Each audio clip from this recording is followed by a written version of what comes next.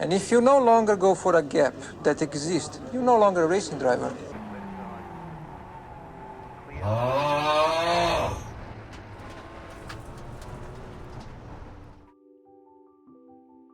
Five things you should know before getting iRacing.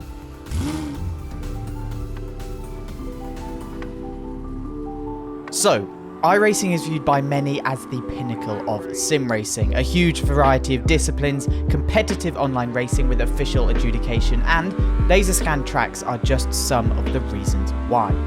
So, let's take a closer look at iRacing and more specifically, things we think you should know before jumping in. First up is make sure you're ready. Now this may sound like a strange one, and we'd love to hear your thoughts in the comments below, but we really think you have to be certain about iRacing before hopping in. Primarily, this is due to the huge outlay needed to play the title in the first place, as well as buying tracks or cars within the game once you've got to grips with it. For those of you who enjoy hopping into AC on a monitor or in VR to cruise around High Force or a traffic server, this game isn't for you. It's for those chasing realism and racing meshed into one awesome package. It's expensive. Can you afford what you want to race? I touched on it in the previous point, but it truly is very expensive. On top of the subscription, you'll have to pay for any new cars you want outside of the starting vehicles, and the same goes for tracks. If you're not looking for oval racing, be it dirt or tarmac, then your choices are somewhat limited in fact with the initial cars available. Not only that, but when individual cars are priced at up to $12, you can see where the price adds up. That said, we're not saying these cars aren't worth it, just that the service as a whole is primarily aimed at the most dedicated only. The learning curve. For those lucky enough to have a direct drive wheel setup but that haven't yet tried a thoroughbred sim, be ready for a rather steep learning curve. The tracks are true to life. Every bump, surface change in the road can be felt immediately, and quite frankly, I've never felt more connected to an albeit virtual car than in iRacing.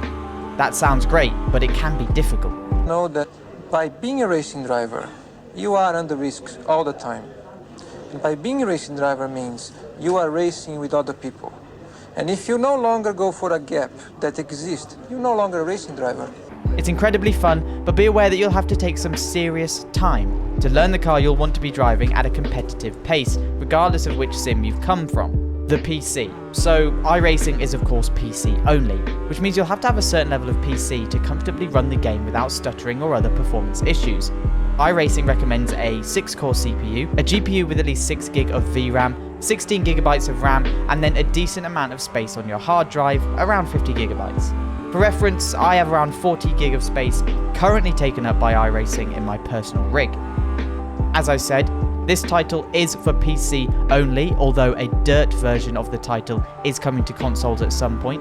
So those on consoles should consider alternatives like AC or ACC, that's Assetto Corsa or Assetto Corsa Competizione. Or even take a look at making that switch to PC, if the funds are available to you. And finally, definitely get a wheel. Now, if you're starting to seriously consider iRacing and the price hasn't put you off, then make sure you have a wheel. The software does in fact support controller and even, believe it or not, mouse and keyboard driving.